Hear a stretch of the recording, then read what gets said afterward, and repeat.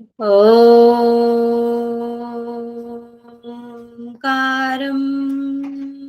बिन्दुसंयुक्तं नित्यं ध्यायन्ति योगिनः कामदं मोक्षदं चैव ओंकाराय नमो नमः। ओम शांति शांति शांति। मेरे साथ प्रतिज्ञा दोहराएंगे। मैं प्रतिज्ञा करती हूँ आजीवन यम नियम का पालन करूंगी। मैं प्रतिज्ञा करती हूँ फर्स्ट टाइम में नेट जेआरएफ क्लियर करूंगी। मैं प्रतिज्ञा करती हूँ विश्व में योग का पताका फहराऊंगी। मेरी संकल्प शक्ति सुदृढ़ है, पवित्र है, अबाध्य है। ओम ओम ओम। मैं अपनी संकल्प शक्ति से सब कुछ कर सकती हूँ। ओम ओम ओम। मेरे पास अजय मनोबल है। ओम ओम। अपने दोनों हैंड्स को रब करेंगे, आंखें ढकें और आए वापस। कल हमने क्या पढ़ा था उसके बारे में शॉर्ट में बताएं कोई भी एक स्टूडेंट।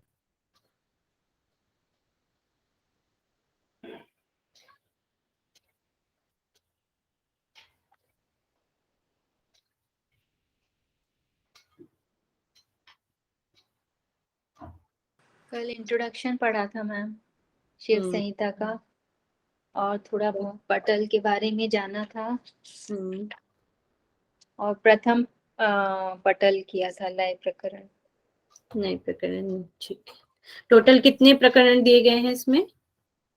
5 प्रकरण दिए गए।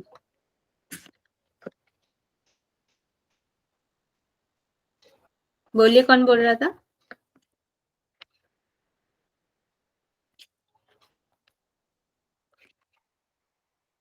हाँ जी मैम, 5 प्रकरण दिए गए हैं। ठीक है, मेरी स्क्रीन शेयर हो रही है? हाँ जी, हो रही है।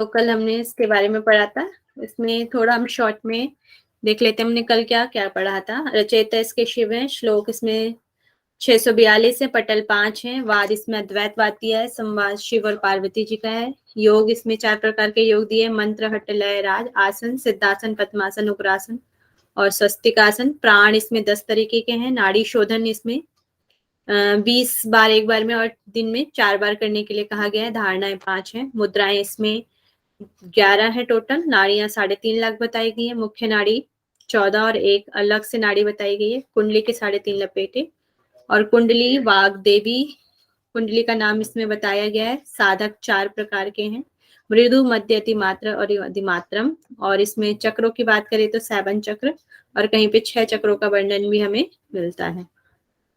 फिर योग की अवस्थाएं इसमें 4 अवस्थाएं बताई गई हैं और अन्य के भी 4 इसमें प्रकार बताए गए हैं। ठीक है, और ये हमने कल इसका शिव संहिता के पढ़ा था कि कौन से पटल में हमारा क्या चीज दी गई है। और यहाँ से भी क्वेश्चन आ जाता है कि किस पटल में क्या चीज दी गई है। जैसे कल मैंने आपको ये वाला क्वेश्चन दिखाया था और करवाया भी था, तो इसमें ये पटल बताया गया था। ठीक है, नेक्स्ट इसमें कल हमें इस वाले इसमें फर्स्ट इसमें दिक्कत आ रही थी, तो आज मैंने थोड़ा सा चेंज किया है। आज हम इसको थोड़ा सा दोबारा से पढ़ेंगे। तो पटल में युगोपदेश, इसमें संसार में एक गानम नित्यम, मतलब कि जो संसार में एक ही ज्ञान नित्य है। मेरी आवाज और स्क्रीन दोनों दिखाई दे रही है ना? Yes ma'am. हाँ मैम। ठीक है जी। संसार में एक ही ज्ञान नित्य है, ऐसा इसमें बताया गया है। वो किसके लिए नित्य कहा जा रहा है? जो ईश्वर है और जो शिव है, इसमें उसके लिए बताया गया है कि ब्रह्म, ब्रह्म के बारे में, अद्वैत के बारे में इसमें बात की गई है। अद्वैत मतलब क्या होता है? कल क्या बताया था? एक तत्व। एक तत्व का। तो इसमें एक तत्व की बात की गई है। तो जो ब्रह्म है, आत्मा है, एक ही है। इसमें दो चीजें नहीं, केवल एक के बारे में बात की है। तो संसार में एक ही ज्ञान नित्य है, आदि और अंत से रहित है, न जिसका कोई शुरुआत है न जिसका कोई अंत है, कोई एंड नहीं है। अन्य कोई भी वस्तु सत्य नहीं है, मतलब कि इस संसार में और कोई भी वस्तु सत्य नहीं है, केवल एक ज्ञान ही सत्य है। ज्ञान यहाँ पे किसको बोला गया है? ब्रह्म को या आत्मा को बोला गया है, वो परमात्मा को बोला गया है। जगत में इंद्रिय उपाधि भेद से जो रहित है वह ज्ञान रूप है।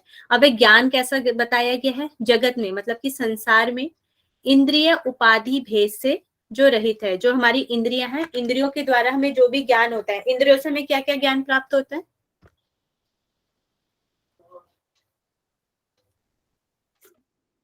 बताएं कोई।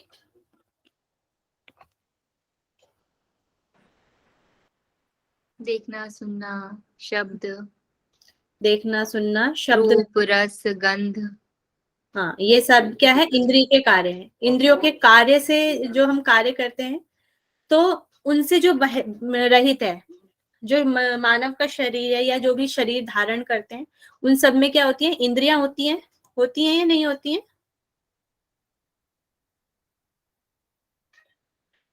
शरीर में हमारे सभी की इंद्रियां होती हैं, हाँ जी मैम। है ना? तो उस इंद्रियों के द्वारा जो भी उपाधि, मतलब कि जो भी हमें दोष होता है या जो भी हमें उससे प्राप्ति होती है, तो उसके कारण हम इस संसार के में भौतिक उसमें रच जाते हैं और यहाँ की माया जो होती है उसी में रह जाते हैं। मगर जो ज्ञान है, मतलब कि जो हमारा परमात्मा है, वो इन सब से क्या है? रहित है। उसके पास ये सारी चीजें नहीं है, इंद्रिया वगैरह नहीं है, वह ज्ञान रूप है। ठीक है, तो इतना समझ में आया? कल थोड़ा ये डिफिकल्ट हो रहा था। ठीक है, क्लियर है आज?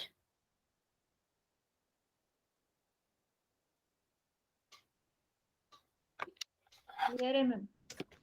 ठीक है, फिर यहाँ पे कह रहे हैं भक्तों पर अनुराग रखने वाला तथा सभी प्राणियों का स्वामी मैं, विवादग्रस्त लोगों के मिथ्या ज्ञान हेतु, मतलब कि मैं भक्तों पे अनुराग रखने वाला हूँ, उनको मोक्ष की प्राप्ति कराने या आत्मा तक पहुंचाने के लिए मैं सभी प्राणियों के स्वामी मैं हूँ। मैं भक्तों पे अनुराग रखता हूँ। विवादग्रस्त लोगों के मिथ्या ज्ञान, मतलब जो भी इस संसार में रहते हैं उनका जो मिथ्या ज्ञान है कि ये संसार ही सब कुछ है, ऐसे मिथ्या ज्ञानों के हेतु भूत मतों को छोड़कर एकमात्र मुझ शिव समर्पित आत्मा के लिए, आत्मा की मुक्ति प्रदान करने के लिए मैं योग शास्त्र का उपदेश दे रहा हूँ। मतलब कि जो इस संसार में मिथ्या ज्ञान में रहते हैं, उनके हेतु उन भूत मतों को छोड़कर, मतलब उनके मतों को छोड़कर सभी जीवों के लिए मैं आत्म मुक्ति का योग शास्त्र का उपदेश अब कर रहा हूँ। ये हमारा सेकंड और थर्ड श्लोक में इसका दिया गया है वर्णन। तो ये वाली स्लाइड तो क्लियर थी कल आपको?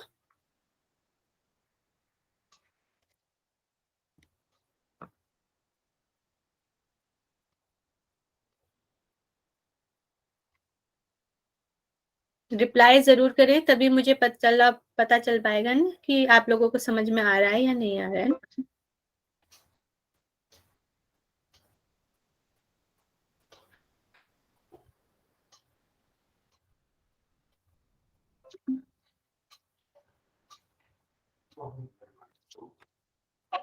तो इसमें अब मुक्ति को प्रदान करने वाले योग शास्त्र का उपदेश दिया है।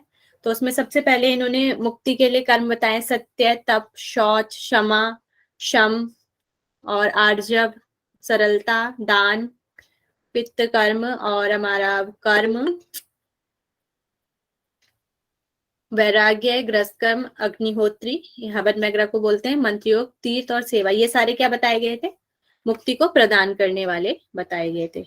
ठीक है, और फिर वो कहते हैं ये मुक्ति के जो ये वाले साधन आपके बताए गए, जो ये ऊपर वाले साधन हैं, ये इस प्रकार सांसारिक कार्यों में लिप्त जो हमें ऊपर दिए गए, ये सारे क्या है?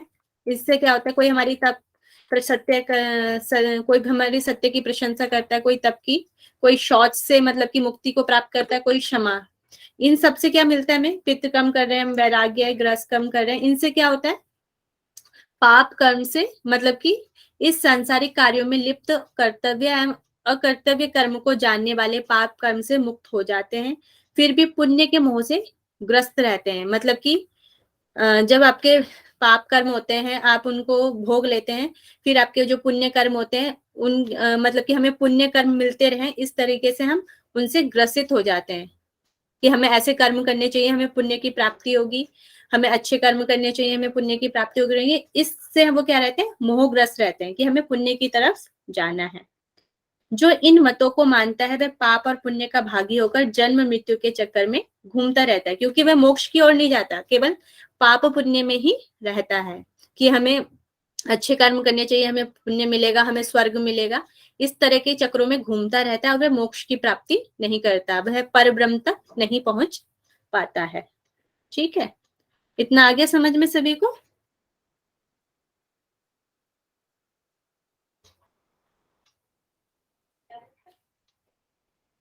ये कल वाला पढ़ाना है या नहीं पढ़ाना है, आगे पढ़ाऊं, ये बताएं पहले। मैम आगे पढ़ाइए। क्योंकि मैंने थोड़ा सा इसमें आज ऐड किया था, इसलिए मैं दोबारा उसको थोड़ा सा पढ़ा रही थी। फिर इसमें रिपीट करिए अगेन। इसमें दार्शनिक मान्यता हमने कल पढ़ी थी, इसमें प्रचलित परंतु असत्य धारणाएं, मतलब कि जो इसमें जो बता रहे हैं उनके अनुसार ये असत्य धारणाएं थी। सांख्य दर्शन में आत्मा को अनेक बताया गया है। चार्वाक दर्शन हमने कल पढ़ा था। विज्ञानवादी और सांख्यवादी, मतलब विज्ञानवादी कौन से होते हैं, जो बौद्ध धर्म को मानते हैं, वे शून्य को भी मानते हैं, ये होते हैं बौद्ध धर्म वाले। सांख्यवादी पुरुष और प्रकृति को मानते हैं, और जो कुछ लोग अनीश्वरवादी होते हैं, जो ईश्वर की सत्ता को नहीं मानते हैं, और कुछ ईश्वर की सत्ता को मानते हैं। इस तरीके के लोग होते हैं। फिर इन सब को देखते हुए पुनः पुनः सब शास्त्रों को देखकर और विचार कर यही मात्र एक योग शास्त्र का सर्वश्रेष्ठ माना गया है। शिव कहते हैं ये इन सभी शास्त्रों को देखा, मगर मुझे सबसे जो बेटर लगता है, सबसे सही जो लगता है, वह योग शास्त्र लगता है। आज हम पढ़ेंगे कि योग शास्त्र में क्या क्या चीजें दी गई हैं। कर्म कांड और ज्ञान कांड। वेदा द्विया मतः भवति द्विविधा भेदो ज्ञान कांडस्य कर्मणा, मतलब कि जो वेद के जो दो भाग हैं वह है कर्म कांड और ज्ञान कांड। वेद के कितने भाग होते हैं? दो भाग होते हैं। उसमें से वेद कर्म कांड एवं ज्ञान कांड इन दोनों रूपों में प्रचलित है, अर्थात वेद की कर्म कारणीय और ज्ञान कारणीय दो विचारधाराएं हैं। इसमें कर्म कांड के दो भेद बताए गए हैं। ठीक है, वेद है, वेद को दो भागों में डिवाइड है, ज्ञान कर्म कांड और ज्ञान कांड। इसका एक और भाग है, वो इसमें नहीं बताया गया है।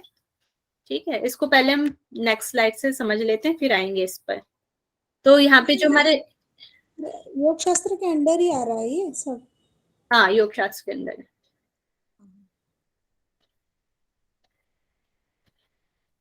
तो जैसे हमारे कर्म कांड है, कर्म कांड के अंदर हमारे क्या आ जाते हैं, संहिता होता है, ब्राह्मण होता है, आरण्यक होता है।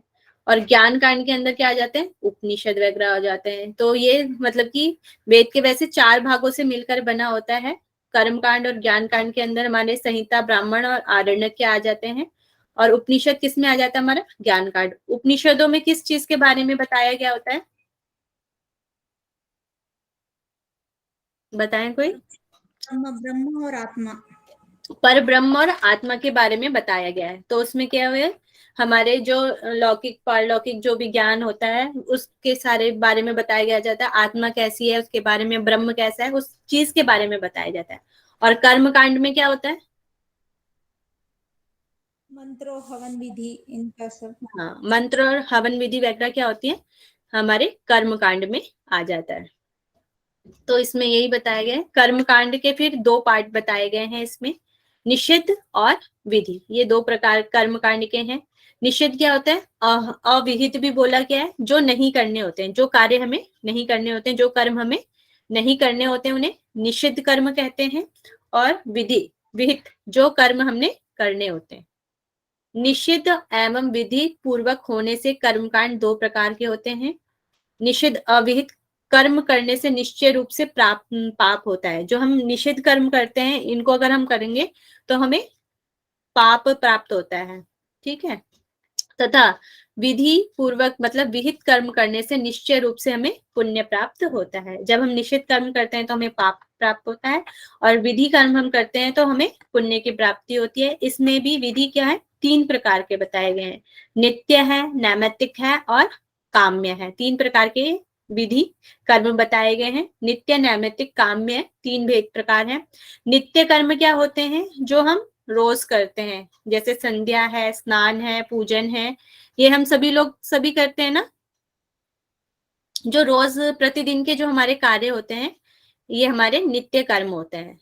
और कर्म ना करने से पाप होता है। अगर हम इन कर्मों को नहीं करेंगे तो हम पाप के भागी बनेंगे, मतलब हमें पाप लगेगा, जैसे बताया गया है इसमें। फिर है हमारा काम्य। काम्य कर्म कौन से होते हैं? फल की इच्छा से जो किए जाते हैं। जैसे हमने कोई फल की इच्छा से कोई कार्य किया, वो क्या हो जाएगा? हमारा काम्य कर्म हो जाएगा। हम किसी भी चीज की प्राप्ति करते हैं, उस चीज के लिए हम कोई कर्म कर रहे हैं, तो वो आ जाएगा हमारा काम्य कर्म। ठीक है। फिर आ जाएगा आपका नैमित्तिक। नैमित्तिक होता है किसी विशेष पर्व पे करना होता है, व्रत पर्वादि कर्म पे करने से फल की प्राप्ति होती है। नैमित्तिक कोई भी, जैसे हमारा कोई व्रत है या कोई पर्व वगैरह है, उस पे जो हम कर्म करते हैं वह हमारे नैमित्तिक कर्म होते हैं। तो ये तीनों कर्म आपको समझ में आ गए? Yes ma'am. Yes ma'am. अब हमारे काम्य कर्म है और नैमित्तिक कर्म है, इन दोनों से हमें क्या होती है? फल की प्राप्ति होती है। और जो नित्य कर्म है, इससे हमें फल की प्राप्ति नहीं होती है। और जो काम्य और नैमित्तिक है, इन दोनों से हमें फल की प्राप्ति होती है। इन दोनों के फलों की प्राप्ति से हमें कर्म फल मिलते हैं। ठीक है। कर्म फल कैसे होते हैं? स्वर्ग रूप होते हैं और नरक रूप होते हैं। पाप मतलब कि जो हमारे दोनों हमारे जो कर्म है, उनसे हमें क्या होते हैं? कर्म के फल होते हैं। कर्म हम अच्छे कर्म करेंगे तो हम स्वर्ग रूप में जाएंगे, और हम बुरे कर्म करेंगे तो हम नरक रूप में जाएंगे। पुण्य कर्म से स्वर्ग की प्राप्ति होती है और पाप कर्म करने से नरक की प्राप्ति होती है। फिर पाप कर्मों का फल भोग लेने के पश्चात उसी प्रकार पुण्य कर्मों के भी फल का भोग समाप्त हो जाने पर निश्चित रूप से फिर पुनर्जन्म लेना पड़ता है, इसमें संशय नहीं है। मतलब कि ये कह रहे हैं, कर्म जो हमारा कर्म कांड है, कर्म कांडों के द्वारा हम सारे कर्म करते हैं, उसमें पाप, हाँ, जब हम पाप कर्म करेंगे तो हमें पाप की प्राप्ति होगी, और पुण्य कर्म करेंगे तो पुण्य की प्राप्ति करेंगे। अगर हमारे पाप कर्म नष्ट हो जाएंगे तो फिर हमारे पुण्य कर्म स्टार्ट हो जाएंगे, हम स्वर्ग वगैरह में जैसे यहाँ पे बताए चले जाएंगे। फिर वो भी समाप्त हो जाएंगे तो फिर हमें दोबारा पुनर्जन्म लेना पड़ेगा। तो इसमें संशय, पुनर्जन्म लेना पड़ता है, इसमें संशय नहीं है।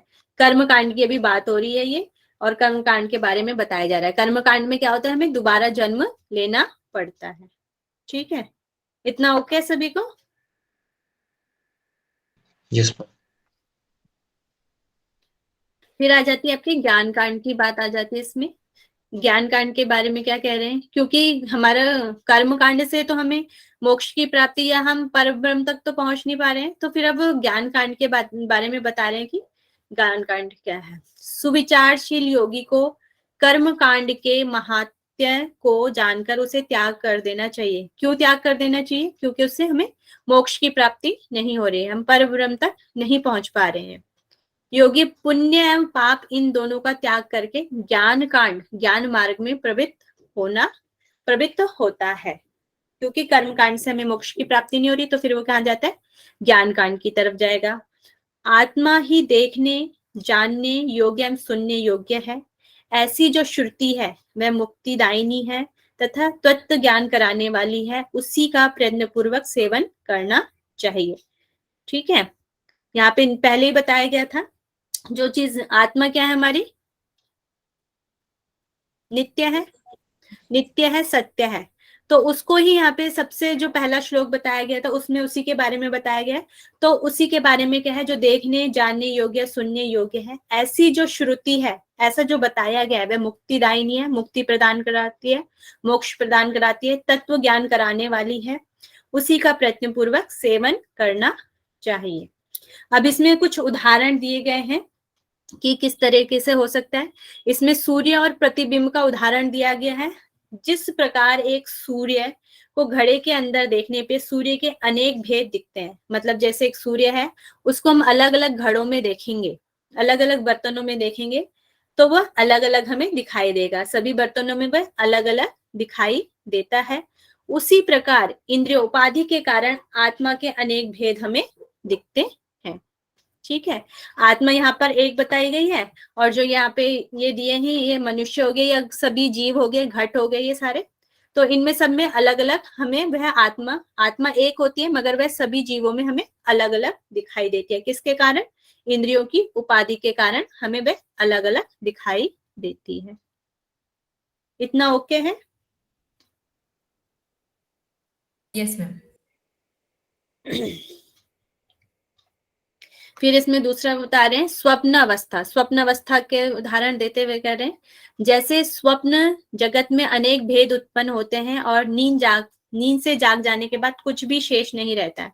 जैसे हमें कोई भी सपना आता है, हम कोई भी ड्रीम देखते हैं, अनेक भेद उत्पन्न होते हैं, उसमें हमें कोई भी लोग दिखाई दे सकते हैं, कुछ भी दिखाई दे सकता है, होता है ना, मगर वो हमारे जीवन में नहीं होता, मगर हमें स्वप्न में वो चीज दिखाई देती है।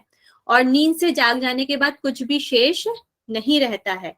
मतलब जो लोग स्वप्न में हमने जिन लोगों को देखा है या जिस भी चीज को हमने देखा है, जाग जाने के बाद हमें वह दिखाई नहीं देता है। उसी प्रकार जैसे ही ब्रह्म का ज्ञान होता है, अविद्या भी नहीं रहती है। माया है तो अविद्या है, अन्यथा सब कुछ बोध स्वरूप ब्रह्म ही है। यहाँ पर जो ब्रह्म का जो उदाहरण दिया है वह स्वप्न से दिया है। मतलब कि ये जो जगत है, ये जो हमारा संसार है, वह क्या है? स्वप्न की तरह है। जब हम सपने से जागृत हो जाते हैं तो हमारा हम मतलब कि स्वप्न से जागृत हो जाते हैं तो कुछ भी शेष नहीं रह जाता। उसी प्रकार जब हमारा ब्रह्म से हमारा ज्ञान हो जाता है तो हमारी अविद्या हट जाती है, माया हट जाती है, और हमें ब्रह्म का स्वरूप का ज्ञान हमें हो जाता है।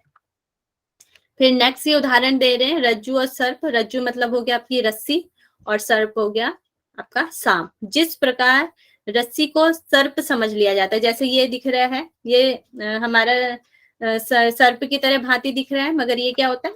रस्सी है। इस तरीके से थोड़ा पिक्चर है ये। सीपी और चांदी, दूसरा उदाहरण दिया है सीपी और चांदी का। जैसे सीपी में चांदी की भ्रामक होती है, जैसे ये चांदी की तरह दिख रही है, इस तरह हमें दिखाई देती है। उसी तरह ये जगत भी है, जो हमें सर्प की भांति और चांदी की भांति दिखाई देता है। उसी प्रकार परमात्मा भी इस संसार की भ्रांति होता है।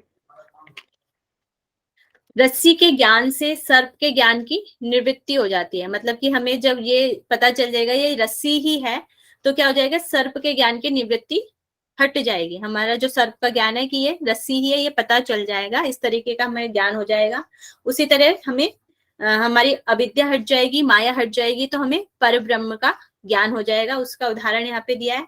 उसी प्रकार आत्मा के ज्ञान हो जाने पे जगत के ज्ञान की निवृत्ति हो जाती है। मतलब संसार का ज्ञान हट जाता है और हम आत्मा को जान लेते हैं। सीपी का ज्ञान हो जाने पर रजत मतलब चांदी ही है। सीपी का ज्ञान हो जाने पर रजत रूप में भ्रम का नाश हो जाता है। उसी प्रकार आत्मज्ञान से जगत रूप भ्रम नष्ट हो जाता है। ठीक है, इतना ओके सभी को? नहीं समझा मैम।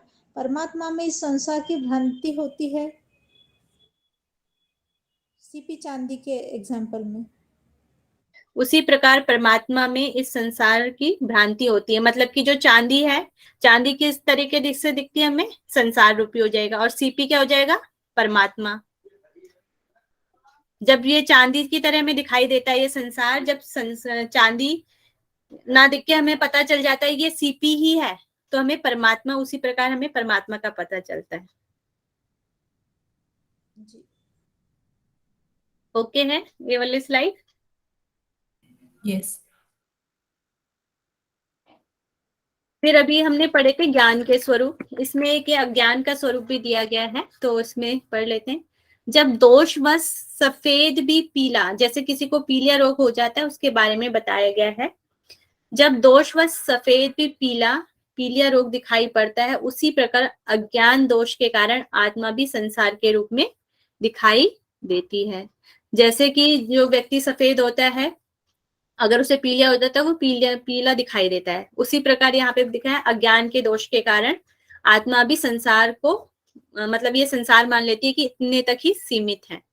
जब यह दोष नष्ट हो जाने पे रोगी के द्वारा स्वयं शुक्ल ग्रहण कर लेता है। मतलब कि स्वयं अपनी पूर्ण पहले की अवस्था में आ जाता है दोष नष्ट हो जाने पे, उसी प्रकार अज्ञान नाश हो जाने पर आत्मा का सत्य स्वरूप प्राप्त हो जाता है। मतलब कि हम आत्मा के स्वरूप को जान लेते हैं जब हमारा अज्ञान दूर हो जाता है। ये तो पहले से हम पढ़ रहे हैं, तो ओके हो ही गया होगा।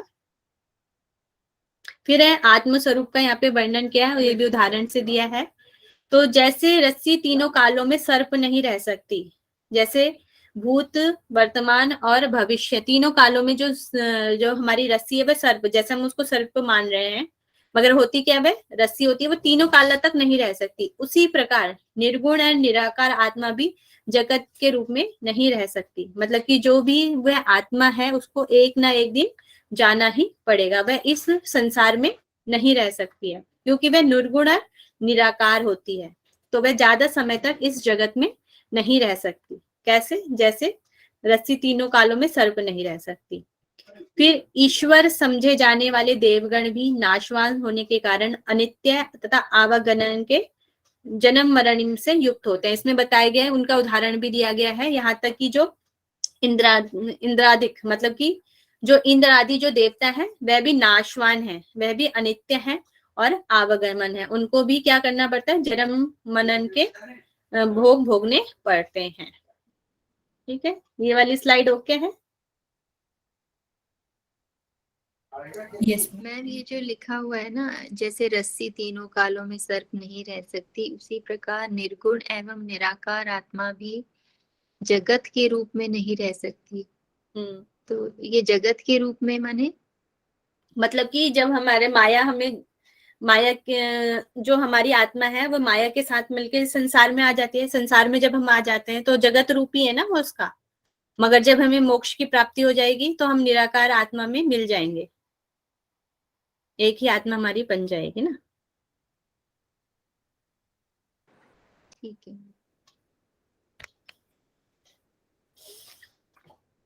फिर श्लोक नंबर 58 और 61 में चैतन्य का स्वरूप मतलब कि आत्मा का स्वरूप हमारा बताया गया है।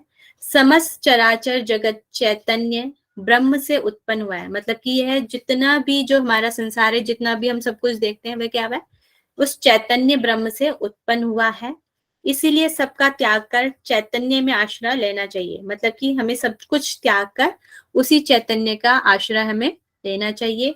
ईश्वर से लेकर समस्त जगत पूर्णता एकमात्र सच्चिद आनंद स्वरूप पूर्ण है, द्वैत रहित है, आत्मा से व्याप्त है। मतलब कि ईश्वर से लेकर समस्त जगत जो है, जो भी पूरा सारा जगत है, पूर्णतः एकमात्र सच्चिद आनंद है, पूर्ण है, द्वैत रहित है, मतलब कि दो चीजें नहीं है, आत्मा दो द्वैत रहित आत्मा से व्याप्त होता है यह संसार। आत्मा स्वयं प्रकाशित है, मतलब कि जो आत्मा होती है वह स्वयं ही प्रकाशित रहती है, सर्वथा पूर्ण है, नित्य है, एकमात्र सत्य आनंद स्वरूप है, ज्ञान स्वरूप है और द्वैत रहित है, मतलब कि एक है। यह चैतन्य का यहाँ पे स्वरूप बताया गया है। फिर यहाँ पे संसार के 3 प्रकार यहाँ पे बताए गए हैं।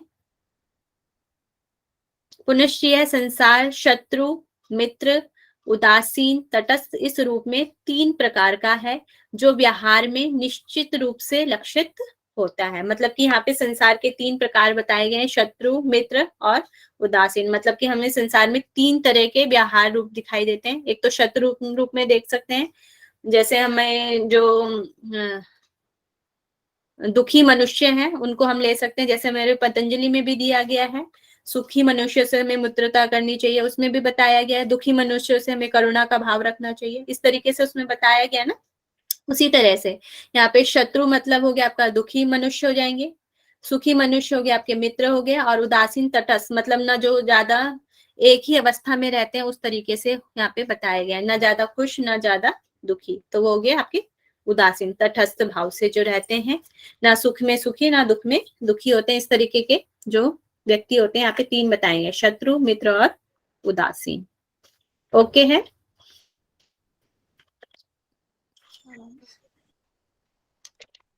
आगे बढ़े।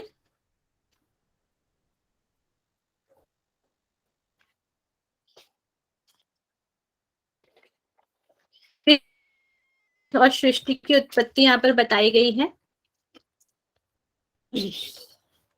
सृष्टि की उत्पत्ति कैसे होती है। अब मुझे बताएंगे पतंजलि योग दर्शन में सृष्टि की उत्पत्ति कैसे होती है।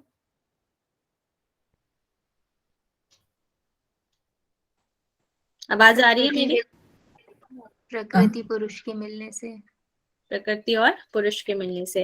इसी तरह अलग अलग जितने भी हम टैक्स वगैरह पढ़ेंगे सब में सबकी उत्पत्ति वगैरह अलग अलग रूप से हमें दिखाई दे रही। अभी हम जब योग उपनिषद वगैरह पढ़ेंगे उसमें उत्पत्ति अलग अलग प्रकार से बताई गई है। तो यहाँ पर जो हमें बताई गई उसको हम देख लेते हैं। शुद्ध ब्राह्मणी संबंध विद्या सहितो भवे। शुद्ध ब्रह्म की संबंधता अविद्या माया के साथ होती है, अर्थात शुद्ध ब्रह्म एवं अविद्या में संयोग हो जाने पर सृजन आरंभ होता है। तो यहाँ पर क्या होता है, अविद्या के संयोग से, शुद्ध ब्रह्म एवं अविद्या के संयोग होने से मतलब कि इस जगत का आरंभ होता है। ऐसे ब्रह्म के तेज अंश से आकाश महाभूत भासित होता है, मतलब आकाश दिखाई देता है ब्रह्म के तेज से। सबसे पहले ब्रह्म के तेज से क्या होता है, माया, और माया से हमें आकाश की प्राप्ति होती है, ऐसा बताया गया है। ब्रह्म तेजोष्ट याति तत् अभासते नभ। नभ मतलब हो गया आपका आकाश, आकाश की भासित होता है। फिर आकाश से वायु, फिर क्या होता है, आकाश से वायु होती है, और आकाश एवं वायु से फिर अग्नि की अभिव्यक्ति होती है, और फिर आकाश वायु और अग्नि, अग्नि से जल की प्राप्ति होती है, और फिर लास्ट में आकाश वायु अग्नि जल के संयोग से पृथ्वी भासित होती है। एक के बाद सब में सारे गुण आ जाते हैं। आकाश में वायु का गुण मिल जाएगा, तो फिर अग्नि, अग्नि का रूप होगा, फिर आकाश वायु अग्नि से फिर हमारा जल की प्राप्ति होगी, और फिर आकाश वायु अग्नि जल के द्वारा हमें पृथ्वी की प्राप्ति होती है। इस तरीके से ये सीक्वेंस यहाँ पर दिया गया है। ठीक है, ये वाली स्लाइड ओके है?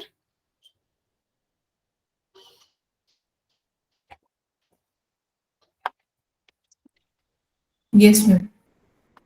तो सबसे पहले आकाश, आकाश से वायु, वायु से अग्नि, अग्नि से जल और पृथ्वी। ये सीक्वेंस को हमें ध्यान में रखना है कि किस तरीके से, क्योंकि ये सीक्वेंस पूछा भी जा सकता है, इस पे क्वेश्चन भी आया है।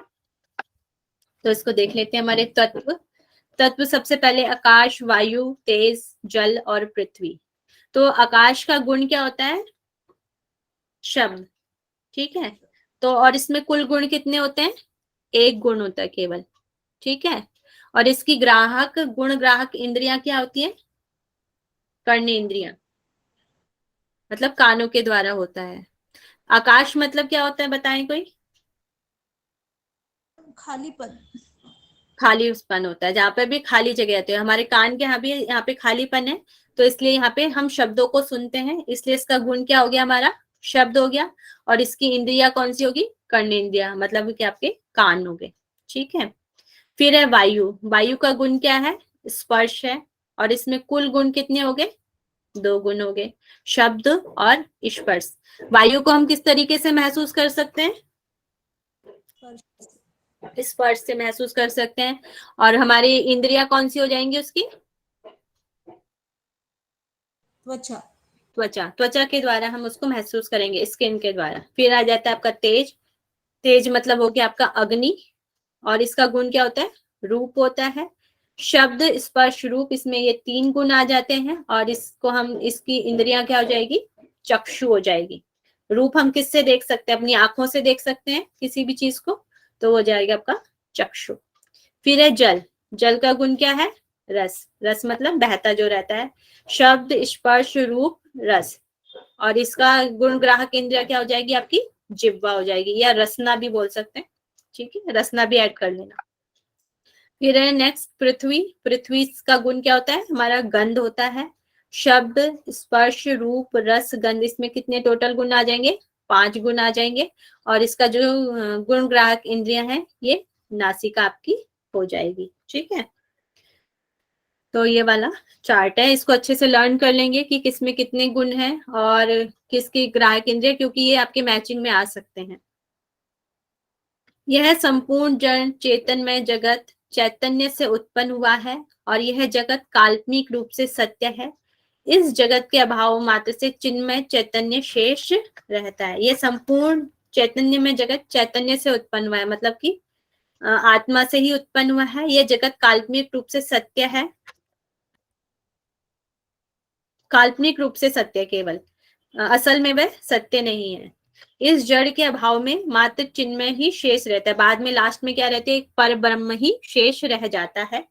जैसे पृथ्वी विघटित होने पर जल तत्व में लीन हो जाता है, मतलब जब पृथ्वी तत्व हमारा हट जाता है तो वह जल तत्व में विलीन हो जाएगा, और जल तत्व अग्नि तत्व में लीन हो जाता है। उसी प्रकार तेजस तत्व वायु तत्व में लय हो जाता है, और वायु तत्व आकाश तत्व में लीन होता है, और पुनश्च महाकाश अविद्या में लीन होता है, और अंत है विद्या भी परम पद में लीन हो जाती है।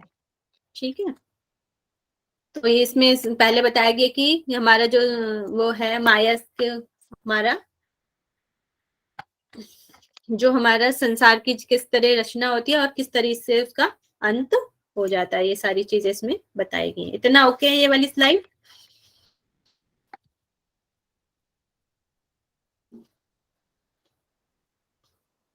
किसी को डाउट है इसमें? नहीं मैम। इसका एक क्वेश्चन हम देख लेते हैं। तो शिव संहिता के अनुसार सूची फर्स्ट और सूची सेकंड को सुमेलित कीजिए। आकाश में कितने गुण हैं और किस तरीके से आपने अभी पढ़ा है, तो इसको बताएंगे। 3 है मैम आंसर। आंसर ऑप्शन में देंगे 1, 2, 3 या 4? 3।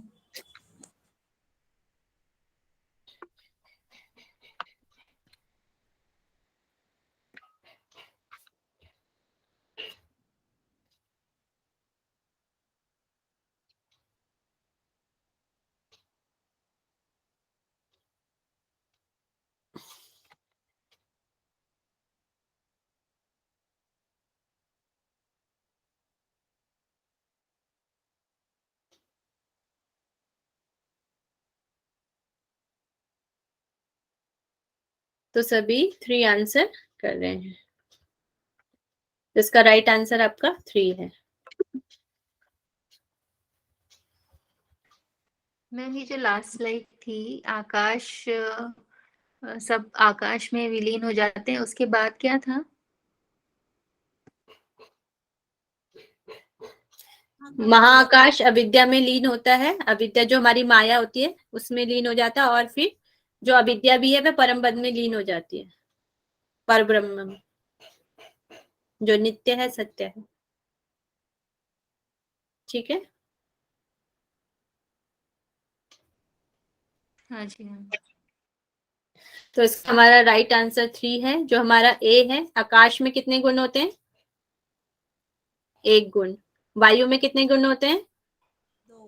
2 गुण। तेज में कितने गुण होते हैं? 3। तेज में हो गया आपका अग्नि, अग्नि में 3, और जल में 4, और पृथ्वी हमारे 5 गुण होते हैं। तो इस तरीके से अगली बार आपकी इंद्रियां भी आ सकती हैं, और उनका जैसे कुछ इंद्रियों से मैच करने के लिए आ सकता है, और शब्द स्पर्श ये वाला भी आ सकता है। इस तरीके से कुछ भी दिया जा सकता है, तो इसको अच्छे से चार्ट को लर्न कर लेंगे।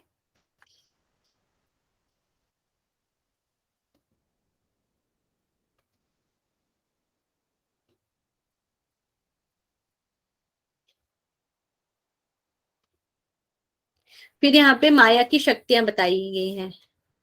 माया मतलब क्या है? अविद्या। अविद्या से ही हमारे इस जगत का आरंभ होता है, शुरुआत होती है। तो उसके प्रकार बताए गए कि माया या अविद्या की जो शक्तियां वह कैसी हैं। ठीक है, विक्षेप और आवरण शक्ति दुरंता दुख रूपणी, मतलब कि विक्षेप और आवरण इसकी 2 शक्तियां हैं, जो जड़ रूपा महामाया रजा सत्य तम गुणा, और इसमें 3 गुण होते हैं। सत्व रज तम गुणमयी महामाई शक्ति विक्षेप एवं आवरणमयी है। दुरंता मतलब कठिनाई से समाप्त होने वाली होती है, ये जो माया होती है दुख रूपा है और जड़ रूपा होती है। माया की 2 शक्तियां कौन सी होगी? आवरण जो ज्ञान को ढक देती हैं, और विक्षेप जो भ्रम को उत्पन्न करती हैं। मतलब कि ये संसारी सब कुछ है ऐसा जो विक्षेप है, जैसे ये हमारा जगत है, ठीक है, इसमें हमें विक्षेप प्राप्त होगा और ये एक आवरण बन जाएगा जो हमें ब्रह्म तक नहीं पहुंचने देगा। जीव है, जीव के बीच में हमारा विक्षेप और आवरण हो जाएगा जो हमें ब्रह्म और आत्मा तक नहीं पहुंचना देगा, जो हमारे ज्ञान को ढक ले जाए, जो हमारा सत्य ज्ञान है। सत्य ज्ञान क्या है? ब्रह्म या आत्मा में मिल जाना। ठीक है, तो हमारा मोक्ष क्या होता है? एक लक्ष्य होता है। उसी तरह आत्मा को प्राप्त करना या ब्रह्म को प्राप्त करना। उस ज्ञान को क्या करता है? ये माया क्या करती है? उस ज्ञान को ढक देती है और हमें भ्रम उत्पन्न कर देती है कि ये संसार ही सब कुछ है। साधक को चाहिए नित्य अनित्य का ज्ञान का भेद से विक्षेप का नाश कर दे। मतलब कि क्या चीज नित्य है और क्या चीज अनित्य है, जो हमेशा रहने वाली है और जो हमेशा नहीं रहने वाली है। नित्य क्या है बताएं? आत्मा। और अनित्य? आत्मा, परमात्मा। अनित्य क्या है? जीव। जी मैम, जो माया है, जो जीव है। ठीक है ना? जीव है, sorry। अनित्य क्या हमारा? जीव है।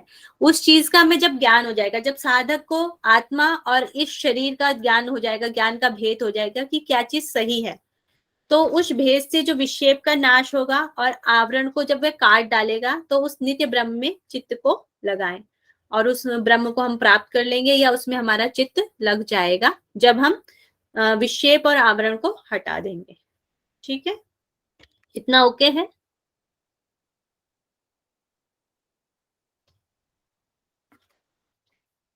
यस या no? Yes, ma'am. Yes, ma'am.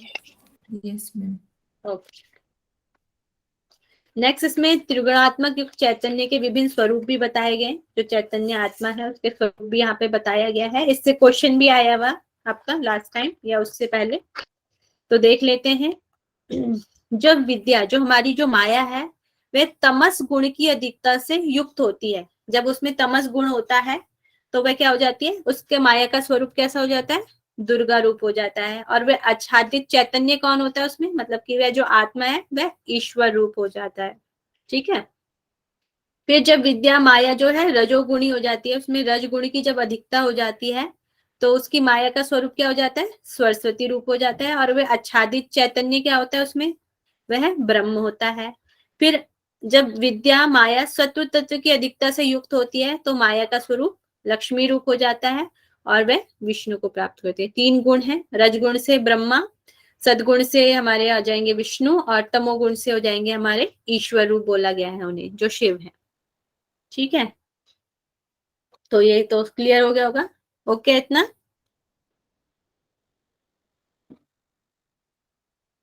जी मैम। तो यहाँ से हम इसको भी रिलेट कर सकते हैं, जैसे ब्रह्मा से सरस्वती, विष्णु से रिलेटेड होती है विष्णु और लक्ष्मी, और दुर्गा से हम यहाँ पे शिव को ले सकते हैं। क्वेश्चन कर बताया गया है ना दुर्गा, क्या कह रहे हैं? ईश्वर बताया गया है ना दुर्गा के साथ। हाँ, दुर्गा के साथ ईश्वर बताया गया है। यहाँ पर शिव को यहाँ पर ईश्वर बोला गया। इसका हम क्वेश्चन देख लेते हैं। शिव संहिता के अनुसार रजोगुण से परिपूर्ण माया को किस रूप में जानते हैं? सरस्वती। सेकंड आएगा सरस्वती, इसका राइट आंसर है। ठीक है, इस तरीके से आपका क्वेश्चन आएगा। Second is the right answer, Saraswati, क्योंकि रजोगुण है ना यहाँ पे। रजोगुण में क्या है? सरस्वती है। ठीक है,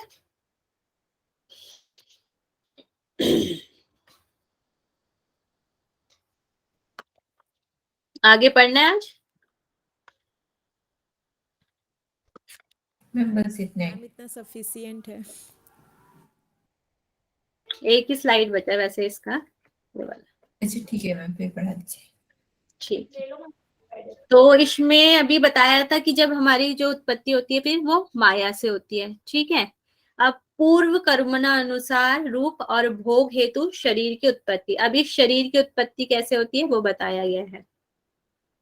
पितुर अन्न, मतलब पिता के अन्न से, अन्न कोश से, कोश जयाते पूर्व कर्मणा, मतलब कि हमारे जो पूर्व कर्म होते हैं, पिता के अन्न कोश से, और जीव पूर्व कर्म के अनुसार शरीर धारण करता है और इस सुंदर शरीर को अपने ही पूर्व जन्म से किए गए कर्मों के भोग रूप हेतु दुख रूप समझा गया है।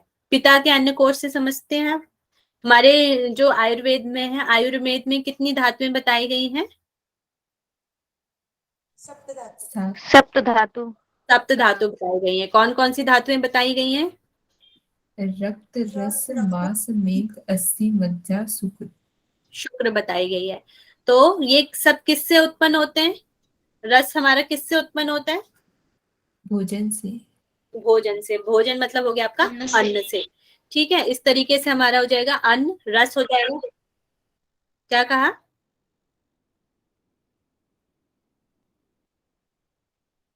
तो अन्न, अन्न जब हम खाएंगे तो हमारी जब आंतों से हमारा रस रस का सिक्रेशन होगा, वह पूरे शरीर में हमारे पहुंच जाता है।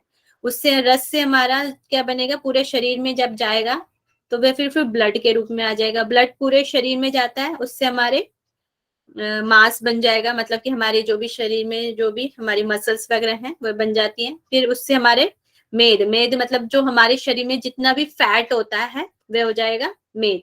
फिर हमारे अस्थि, और अस्थि के बाद मज्जा, जो भी हमारी नर्व वगैरह हो जाएंगी वे मज्जा में आ जाएंगी। और फिर शुक्र, शुक्र धातु से हमारे जन्म होता है और रिप्रोडक्टिव सिस्टम होता है लास्ट में सबसे वाला।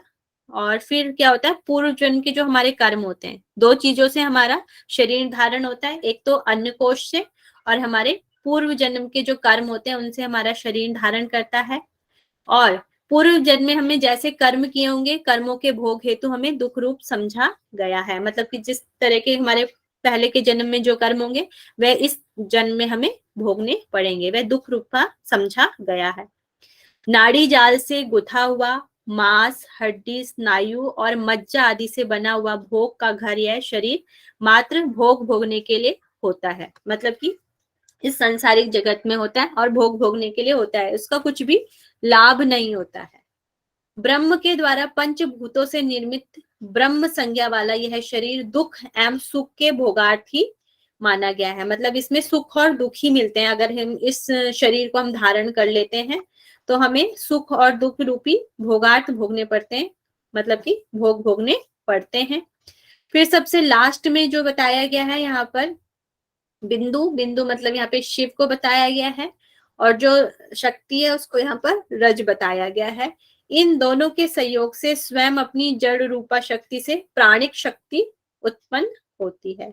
मतलब कि एक जो लास्ट वाला आपका जो श्लोक है उसमें शिव और रज, मतलब कि शिव और शक्ति, बिंदु और रज से ही के संयोग से ही हमारी जो प्राणिक शक्ति है, हमारी मतलब जो प्राणिक शक्ति हमारा जो शरीर है वह उत्पन्न होता है, ऐसा बताया गया लास्ट श्लोक में। ठीक है, ये स्लाइड ओके है?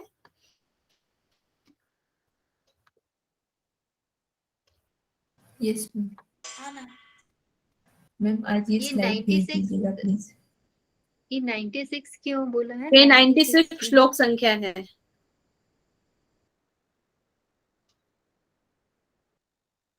ठीक है,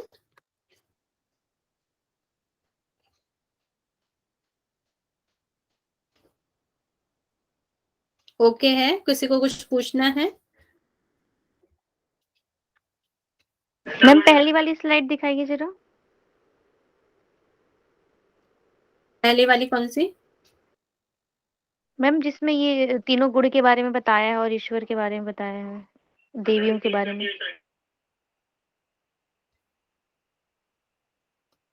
वाली? जी मैम।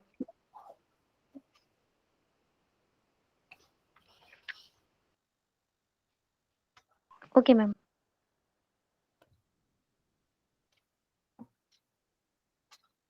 एकदम लास्ट वाली बताइए मैम, 1 मिनट।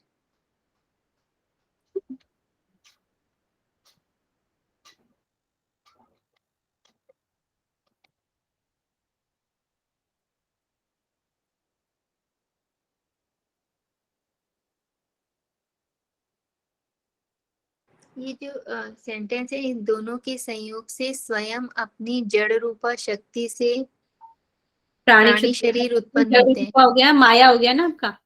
माया क्या है? जड़ रूपा है, अविद्या।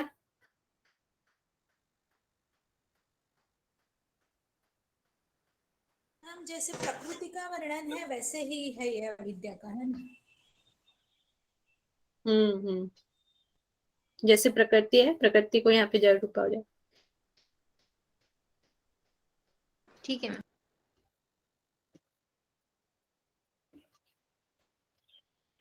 समझ तो आ रहा है ना आप लोगों को? Yes ma'am. हाँ मैम। चलिए हम क्वेश्चन आंसरिंग कर लेते हैं। अब मुझे बताएंगे टोटल कितने पटल हैं शिव संहिता में?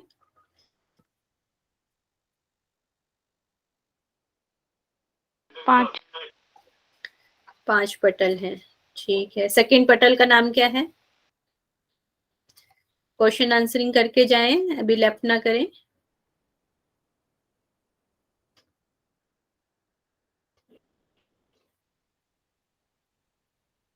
प्राण नहीं है।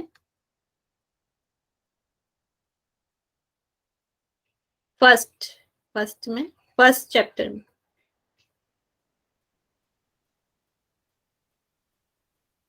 फर्स्ट चैप्टर में क्या क्या चीजें बताई गई हैं?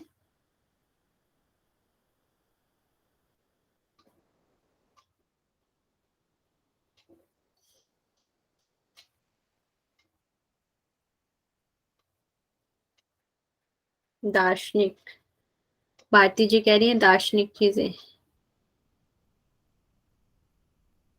दार्शनिकता के बारे में कर्म बताया कांड, गया है, ज्ञान कर्म कांड। कांड, ज्ञान कांड के बारे में बताया गया है ना।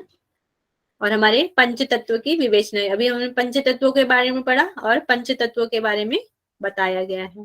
ठीक है, अरुणा जी का मैसेज आया, अरुणा जी बता देंगे एक बार?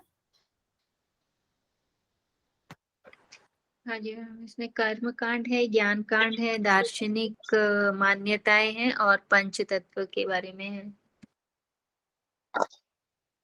पंच तत्व के बारे में बताया गया है।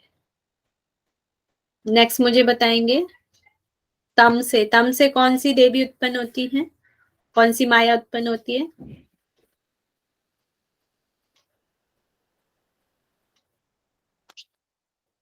दुर्गा रूप होता है। और सत्व गुण से?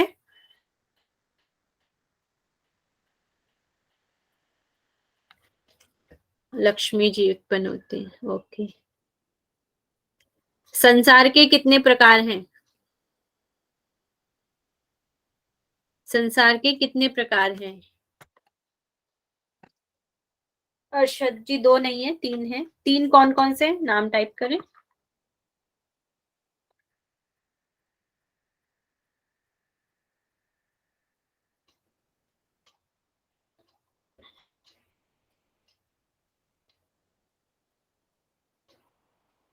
शत्रु, मित्र और उदासीन। वेरी गुड शरद जी। कर्मफल कितने प्रकार के हैं?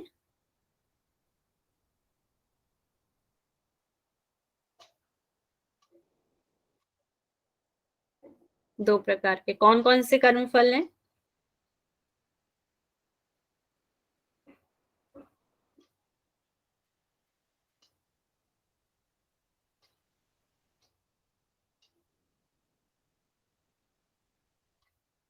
स्वर्ग रूप और नरक रूप। शरद जी कह रहे हैं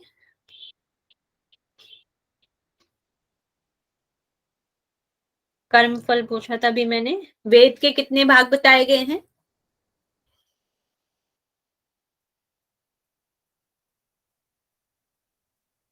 वेद के इस टेक्स्ट के अकॉर्डिंग, शिव संहिता के अकॉर्डिंग 2 बताए गए हैं। कौन कौन से 2 बताए गए हैं?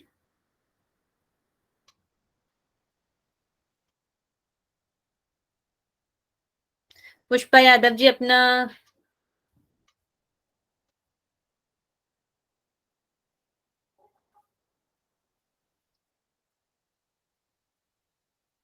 कर्म और ज्ञान कांड।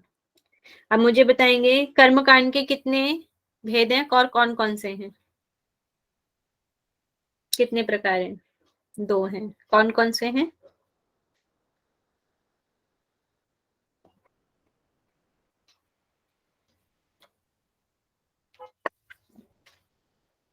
निषेध और विधि।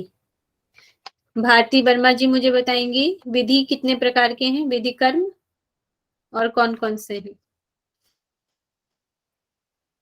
भारती वर्मा जी। मैम मुझे नहीं पता, 3 कर्म है ये तो मुझे पता चल रहा है क्योंकि मैंने ये इन लोग के देखे। अच्छा, कौन बताएगा? Raise your hand. क्या तीन पूछा कर्म होते हैं मैम? और काम्य। अभी किसने बताया? ठीक बताया था। और पुष्पा यादव जी बता रहे थे, बता दीजिए कौन बताना चाह रहा था। नित्य, नैमित्तिक और और काम में काम। कर सकते हैं। इनसे कौन से 2 कर्म हैं जिनसे हमें फल की प्राप्ति होती है? नित्य और काम दैविक से। और काम में। नित्य और काम में से। और ऐसा कौन सा कर्म है जिसको करने से हमें प्राप्त नित्य और लगता है? काम्य मैम, नैमित्तिक और काम में से हमको फल की प्राप्ति होती है ना, नित्य से नित्य। तो नहीं होती। काम्य और नैमित्तिक कर्म से होती है हमें फल की प्राप्ति। क्योंकि नित्य तो रोज नित्य करते हैं कर्म ना। से पाप। और नित्य कर्म अगर हम नहीं करते तो उससे हमें पाप लगता है। पाप।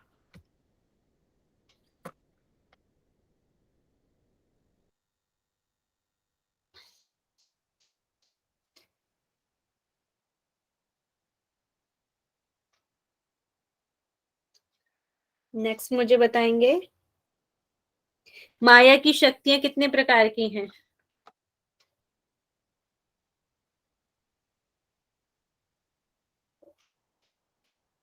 माया की शक्तियां 2 प्रकार की, कौन कौन सी हैं? विक्षेप और आवरण। विक्षेप और आवरण 2 प्रकार की हैं।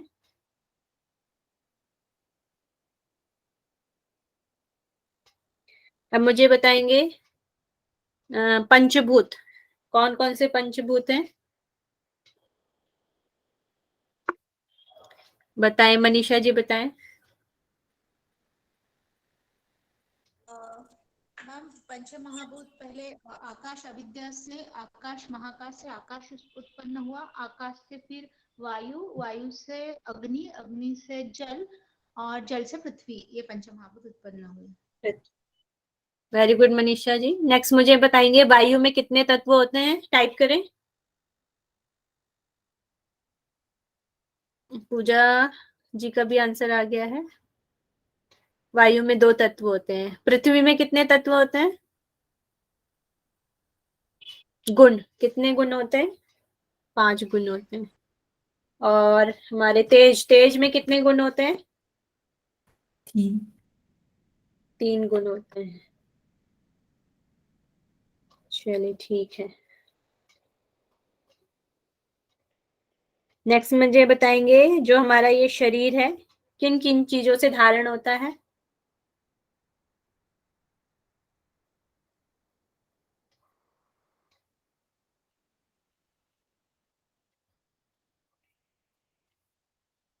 जो हमारा शरीर है किन चीजों से धारण होता है? अन्नमय कोश से, और एक और चीज है कर्मानुशय से। मनीषा जी कह रहे कर्मा, जो हमारे पूर्व कर्म है उनसे, और पिता के अन्न कोश से यहाँ पे बताया गया है। और दूसरा उदाहरण क्या दिया गया है?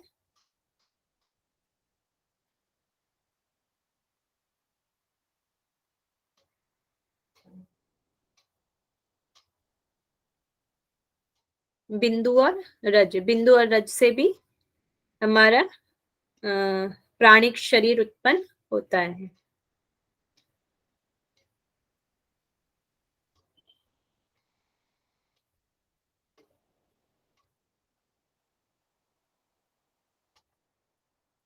चलिए यहीं पे हम क्लास ओवर करते हैं। सभी अपना कमर गर्दन सीधा कर लेंगे, आंखें बंद करके लंबा गहरा श्वास भरें।